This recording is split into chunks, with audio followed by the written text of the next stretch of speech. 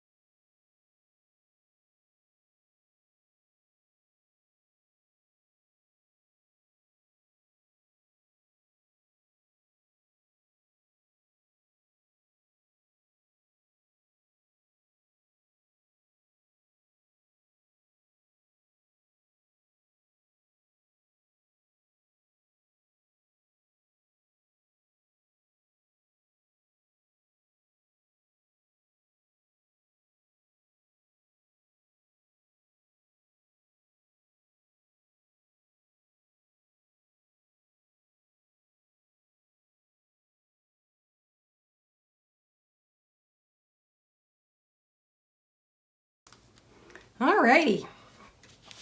Looks pretty darn cool already, actually. I love these micas. Love them.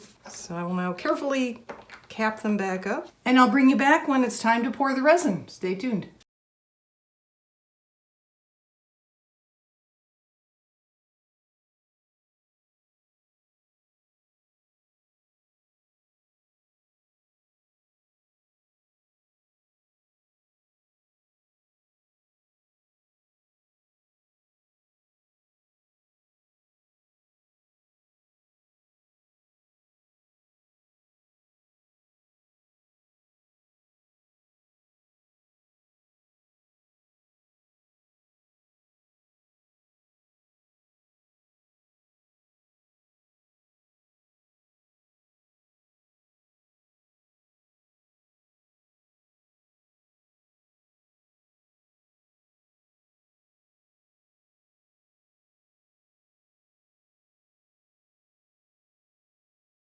And we're back.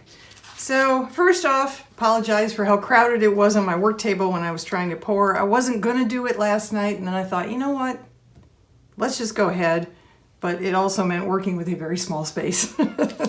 So I apologize for that, but we got it poured. You may have noticed that I didn't spritz with alcohol like I do sometimes at the very end when I pour molds. And the reason for that is, I don't know if you could tell, but when I poured the mold, I poured it, let's see if I can show you.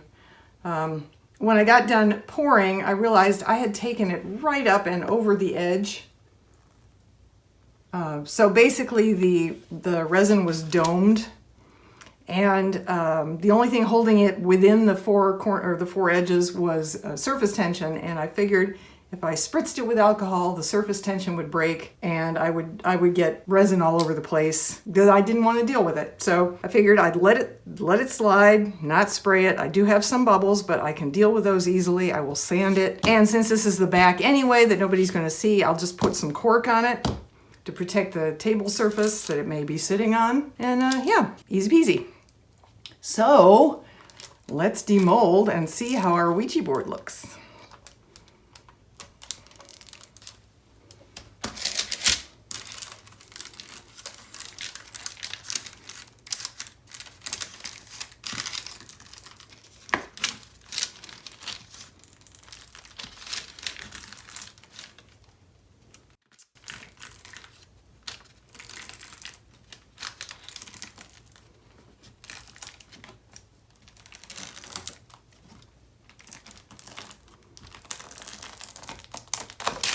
Ooh, look at that. Oh, it's beautiful. I did have some bubble issues, but honestly, it makes it look even cooler. I don't mind that at all. I think that is very, very beautiful and cool looking. I love it. Absolutely love it. And yeah, I'd say those were pretty intense mica powders too. Very cool. Now I have to decide how I want to finish it. I could finish it with spray varnish, make it glossy. I could actually cover it with a layer of resin, but I really don't want to do that. I kind of like it is. That is really pretty. Yeah, I may spray varnish. I really like that. All right, let's see how our planchette looks. I could actually also get out some of my waxes, yeah, I know, and go over the tops of the letters just for a little extra accent. That'd be kind of pretty too. I may do that. Probably not in this video, but I may do that. Okay, so now we can spell out, let's see, what can we spell out? Well, interestingly, when it's like this, the planchette will not move on its own because it's gonna get stuck. So see, it's got a safety measure built in already. But we could spell words like H. Oop, no, can't quite get to A. L. L.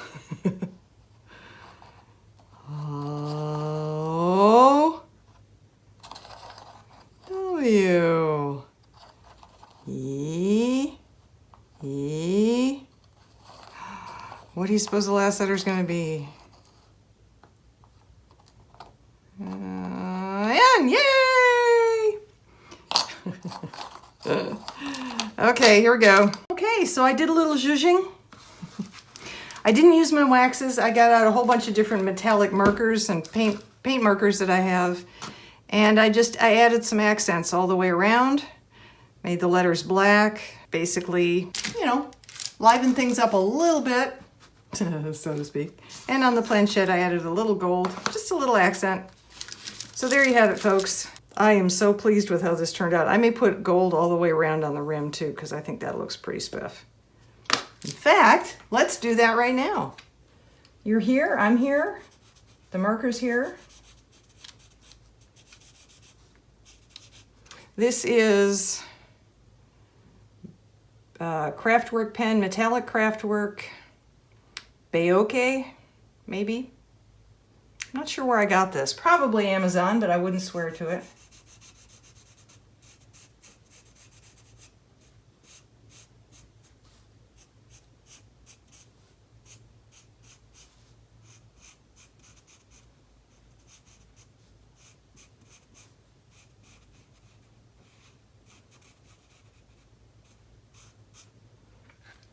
I also have my Krylon 18 karat gold leafing pen.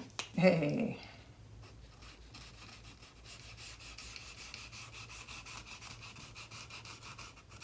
Well, that's much easier. Oops.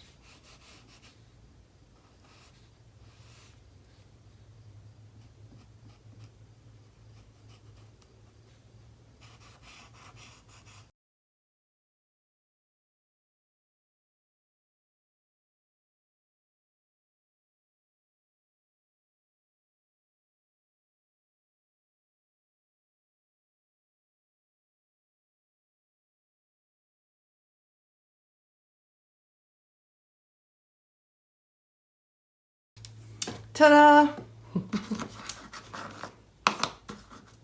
Thank you, everyone. Stay safe. Have a great Halloween. I'll see you in the next video.